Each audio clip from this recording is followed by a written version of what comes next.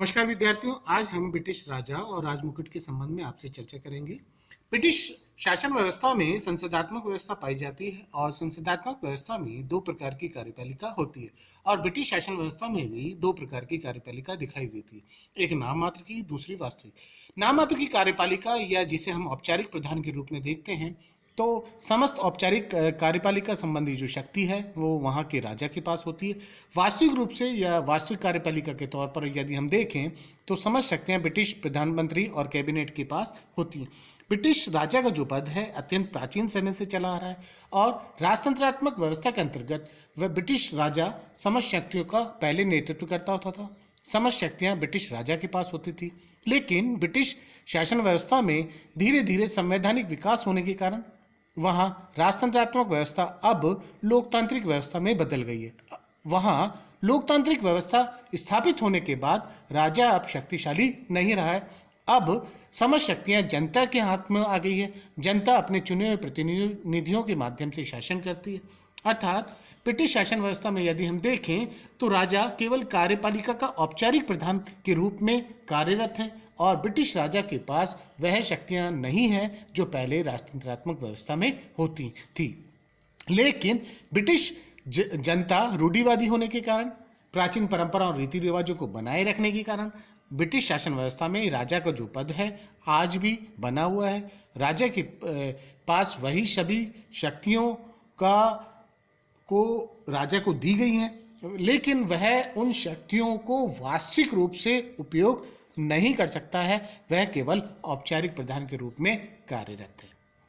सम्राट व राजमुकुट ब्रिटिश शासन व्यवस्था में देखें तो राजा जो प्राचीन समय से चला रहा, राजा का जो पद है प्राचीन समय से चला रहा है। राजपद पर जो व्यक्ति आसीन होता है और जब आसीन होता है तो वह राजमुकुट धारण करता है और राजमुकुट धारण करने के बाद ब्रिटिश व्यवस्था में वह राजपद को सुशोभित करता है।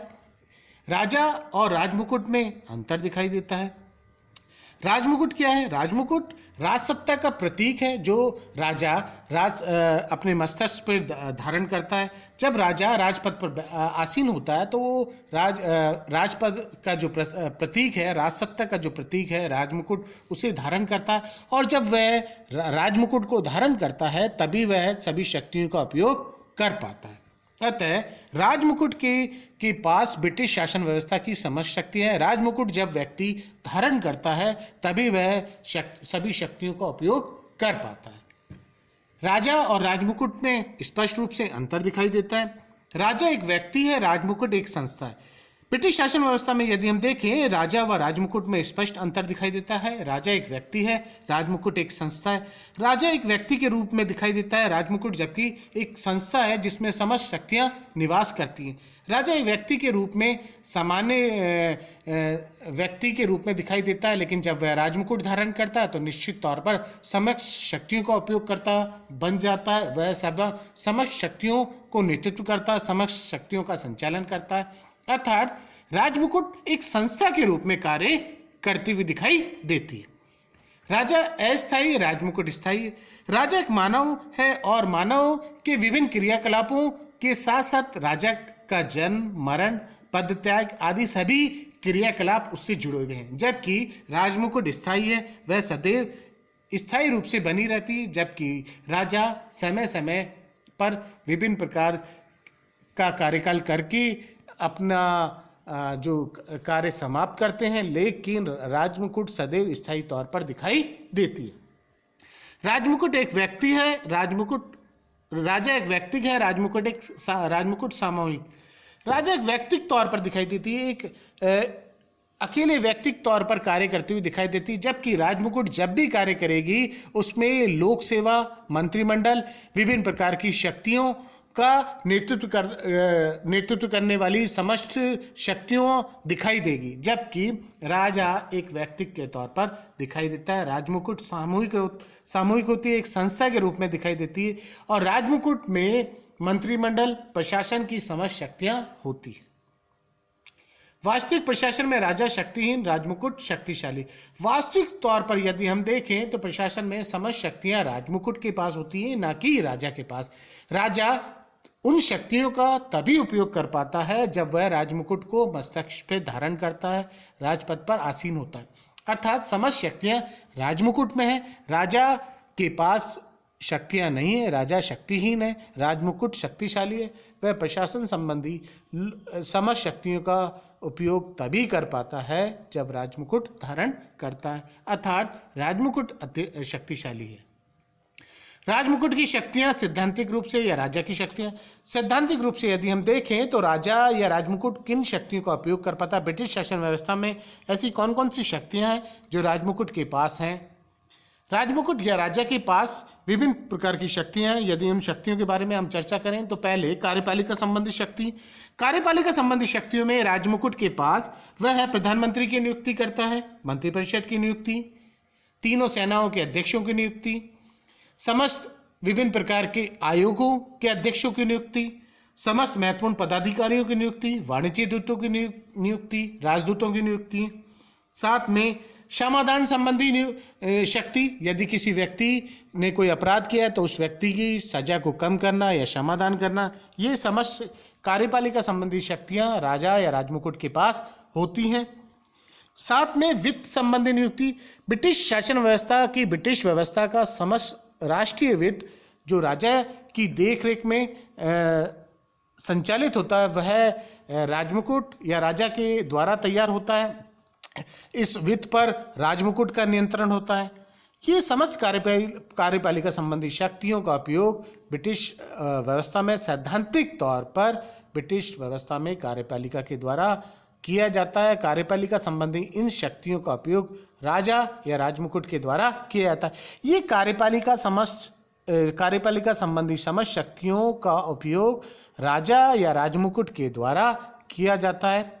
ये केवल सैद्धांतिक रूप से, वास्तविक तौर पर यदि हम देखें तो इन सभी शक्तियों का उपयोग कार्यपालिका के द्वारा या प्रधानमंत्री या कैबिनेट के द्वारा किया जाता है।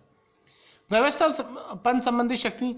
यदि राजा या राजमुकुट के पास व्यवस्थापिका संबंधी जो शक्तियों पर यदि हम चर्चा करें तो लॉर्ड सभा में जो विभिन्न प्रकार की जो पीयरों की नियुक्ति या पीयरों को बनाने संबंधी जो कार्य है राजा या राजमुकुट के द्वारा किया जाता है। संसद के अधिवेशन को बुलाना, संसद का विघटन करना, विभिन्न विधेयकों पर हस्ताक्षर करना, ये सभी कार्य, परिषद आदेशों को लागू करना, ये समस्त कार्य व्यवस्थापिका संबंधी कार्य राजा या राजमुकुट के द्वारा किए जाते हैं। ये केवल सैद्धांतिक तौर पर, वास्तविक तौर पर इन सभी शक्तियों का उपयोग मंत्रिपरिषद के द्वारा किया जाता है। न्याय संबंधी शक्तियों। ब्रिटिश शासन व्यवस्था में विभिन्न न्यायाधीशों की नियुक्ति, सर्वोच्च न्यायालय के न्यायाधीशों की नियुक्ति, साथ में क्षमादान संबंधी, यदि किसी व्यक्ति ने, पदाधिकारी ने कोई गंभीर अपराध किया है तो उसकी सजा को कम करना, उसकी सजा को माफ करना, ये समस्त शक्तियों का उपयोग राजा के द्वारा या राजमुकुट के द्वारा किया जाता है और ये न्याय संबंधी क्षेत्र में किया जाता है। अगला, धार्मिक क्षेत्र की शक्ति।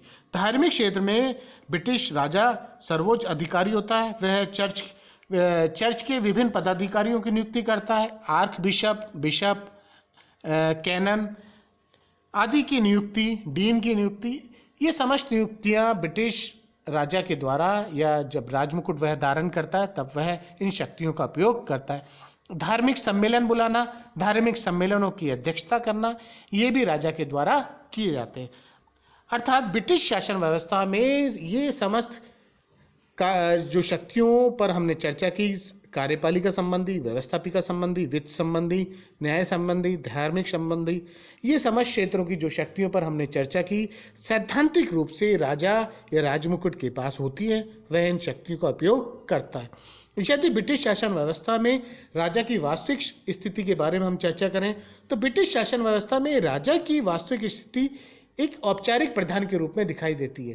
पहले राजतंत्रात्मक व्यवस्था में राजा शक्तिशाली होता था, लेकिन ब्रिटिश व्यवस्था में अब लोकतांत्रिक व्यवस्था स्थापित हो गई है। राजा के पास वह शक्तियां नहीं रही हैं जो राजतंत्रात्मक व्यवस्था में होती थी। अब राजा केवल औपचारिक प्रधान के रूप में, सैद्धांतिक शक्तियों के रूप में वह इन शक्तियों का उपयोग करता है।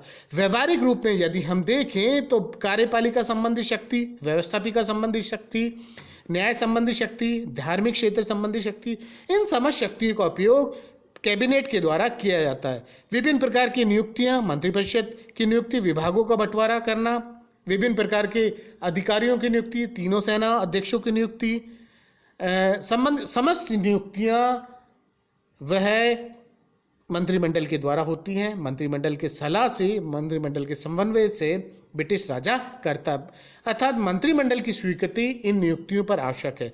कार्यपालिका संबंधी समस्त कार्यों की जो ब्रिटिश राजा के द्वारा किए जाते हैं उसमें कैबिनेट की स्वीकृति या परामर्श व समन्वय आवश्यक है। व्यवस्थापिका संबंधी शक्तियों में भी कैबिनेट की सलाह व स्वीकृति आवश्यक है। विभिन्न प्रकार की नियुक्तियां, संसद के सदन को बुलाना, विधेयकों पर हस्ताक्षर करना, राजा का जो भाषण है, ये समस्त कार्य कैबिनेट के द्वारा किए जाते हैं। न्याय संबंधी नियुक्तियां या समाधान संबंधी कार्य भी कैबिनेट के द्वारा किए जाते हैं। धार्मिक क्षेत्र संबंधी जो कार्य हैं वह राजा के द्वारा जो सैद्धांतिक रूप से किए जाते हैं उसके पीछे भी कैबिनेट की शक्ति, कैबिनेट उत्तरदायी है।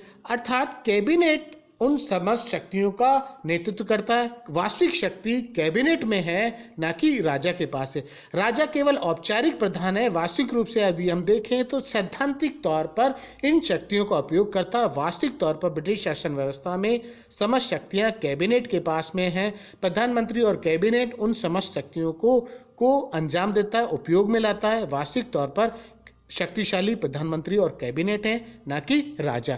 राजा केवल सैद्धांतिक तौर पर इन शक्तियों का उपयोग कर पाता है। धन्यवाद।